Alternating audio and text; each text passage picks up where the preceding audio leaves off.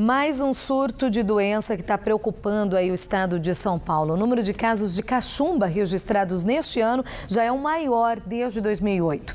Até o dia 16 agora de junho, o Centro de Vigilância Epidemiológica da Secretaria Estadual da Saúde contabilizou mais de 800 casos.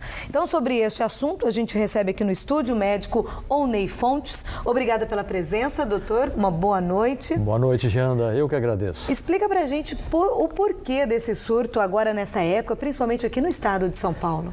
Eu acho que é uma série de fatores. O primeiro deles é uma certa negligência de vacinação por parte exatamente das mães, dos pais. E o outro, o período em que nós estamos atravessando, de muito frio, onde as pessoas se confinam mais, ficam mais aglomeradas. Porque a cachumba é uma doença viral que só transmite de uma pessoa para outra, o contágio direto, através de partículas, de gotículas, né? A pessoa espirrando perto de outra, estando com cachumba, o outro tem grande chance de adquirir a doença. E por que o senhor diz negligência dos pais? Muitas vezes os pais acham que a cachumba não tem complicações, é uma doença assim viral tranquila, então acabam descuidando um pouco da vacinação, não dão as doses certas no período certo. E na verdade a cachumba pode complicar, existem algumas complicações da cachumba. Quais seriam, por exemplo? A principal delas, a mais frequente, é a orquite, que é a inflamação do testículo no sexo masculino, e a oforite, que é a inflamação dos ovários no sexo feminino. E essa é a mais frequente e é perigosa, porque se der nos dois testículos ou nos dois ovários, pode levar a uma infertilidade, seja do homem ou da mulher. Agora, existem outras complicações mais sérias, como a pancreatite, que é a inflamação do pâncreas, é mais rara, mas pode acontecer, e até meningite, como consequência de uma complicação da cachumba. Agora, então, como evitar ou quais os cuidados então, que os pais devem ter, e principalmente nessa época de surto, né, de maior contágio? O primeiro deles é ter deixar a criança ou mesmo o adulto manter uma boa imunidade. No caso do adulto, procurar não fumar, não beber, alimentar-se bem, dormir bem, ter uma atividade física, são pequenos cuidados. E lavar sempre as mãos, procurar lavar as mãos.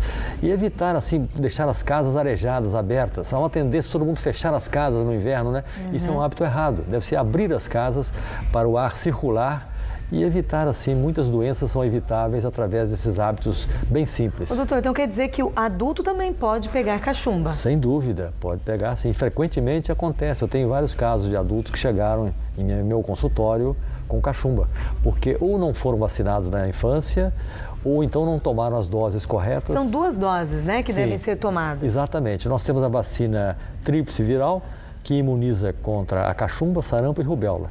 E a tetraviral, que engloba essas três, mais a catapora. Então, essas vacinas devem ser dadas no período da infância, que é imunizando, as crianças ficam bastante tempo imunizadas. Então, hoje, por exemplo, a vacina seria o melhor meio de proteção? O que mais pode ser feito? Sem dúvida. Além desses cuidados que o senhor já relacionou aí, né? Perfeito. A vacinação acho que é o melhor cuidado. E o outro é, se a criança está com um quadro viral, fazer com que ela fique em casa. Porque muitas vezes a cachumba ela tem um período de incubação de 2 a 3 semanas, o que significa que 15 a 20 dias, muitas vezes a criança ou mesmo o adulto está com um quadro assim, de dor muscular, dor de cabeça, febre, uma dinamia, uma falta de coragem, mas não se sabe o que tem. Até que aparece aquele inchaço aqui próximo às orelhas. Todo mundo sabe identificar, aí né? já identifica. Mas nesse período ela pode ter contaminado outras pessoas. Então é bom evitar essa propagação do vírus. A Prefeitura de São José tem recomendado então que nesse período de férias os alunos universitários procurem então tomar a vacina, regularizar a carteira de vacinação, seria o ideal. O poder público deve fazer isso. Sem dúvida alguma. Essa parte cabe ao poder público e esse trabalho que vocês fazem na mídia, que eu acho extremamente importante, que levar essa informação ao público, né, para que o público se conscientize e tome as suas medidas. Porque de nada adianta o poder público fazer a sua parte se as famílias não fizerem a parte dela. Então é importante. E vocês, nesse meio de campo, fazem um trabalho extraordinário, que é levar a informação. Tá certo. Então, doutor Owney Fontes, muito obrigada pela presença do senhor aqui, pelas explicações. Uma boa noite. Boa noite, eu que agradeço. Até mais. Olha, usuários do transporte coletivo de São José dos Campos ficaram hoje sem ônibus durante cerca de 3 horas. Motoristas, cobradores das empresas que prestam serviço querem aumento de salários e outros benefícios. Muita gente foi pega de surpresa e se irritou. paciência.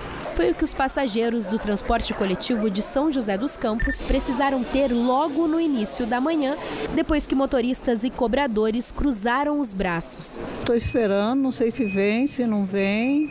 Faz quanto tempo já que a senhora está aqui? Faz uns 15 minutos. Agora eu não sei se vai ter ônibus ou não.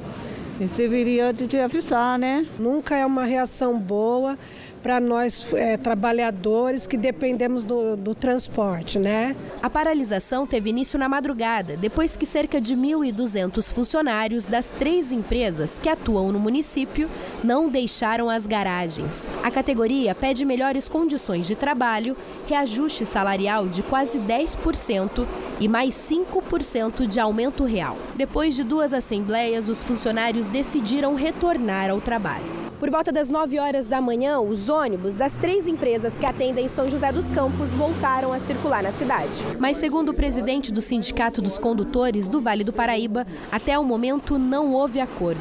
Que seria o mesmo 7% a título de antecipação e para setembro mais 2,87. Proposta essa que foi rejeitada pelos trabalhadores. Disse ainda que se nada for feito nas próximas 72 horas, novos protestos irão acontecer na cidade. Vencendo essas 72 horas, na realidade a gente vai convocar uma assembleia dos trabalhadores e assim nós vamos tomar as medidas que for necessário, ou com paralisação total ou com o protesto em alguma outra cidade.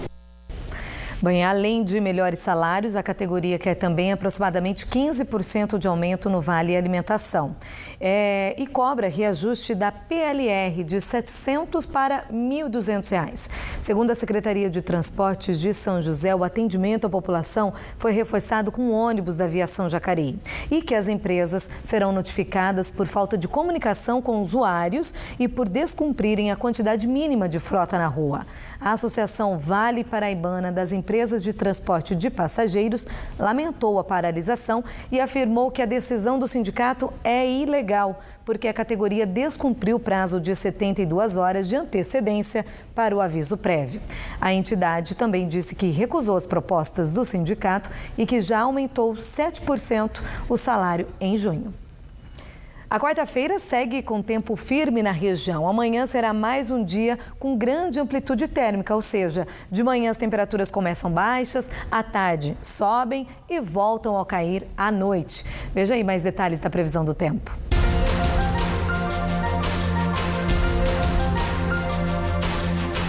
Na Serra da Mantiqueira, o dia começa com formação de nevoeiros. Em Monteiro Lobato e Campos do Jordão, as mínimas vão atingir 7 graus. Já as máximas vão até 16. No Vale do Paraíba, o céu terá muitas nuvens, mas nada que atrapalhe o sol de esquentar o dia. As mínimas vão ficar na casa dos 10, 11 graus. Já as máximas vão alcançar 23 em São José dos Campos, Piquete e São José do Barreiro. Em São Luís do Paraitinga não passa dos 22. No litoral norte, a quarta-feira será um pouco mais quente. Os termômetros vão variar entre 15 e 24 graus em Ilhabela e Caraguatatuba. Apesar do tempo permanecer estável em Lorena, amanhã ainda será dia de baixas temperaturas na cidade. Mínima de 11 graus. À tarde, o sol brilha forte e eleva a máxima até 24 graus. Na sexta-feira, há chances de chover. A quarta-feira também será ensolarada em Ubatuba. A mínima vai diminuir um pouco e a máxima aumentar. Amanhã vai fazer, então, 14 e 25 graus. No próximo bloco, o tombo é um dos acidentes mais comuns entre os idosos e a gente vai mostrar as medidas que podem ajudar a prevenir esse problema. Hora certa para você, 7 horas, 12 minutos. Até já.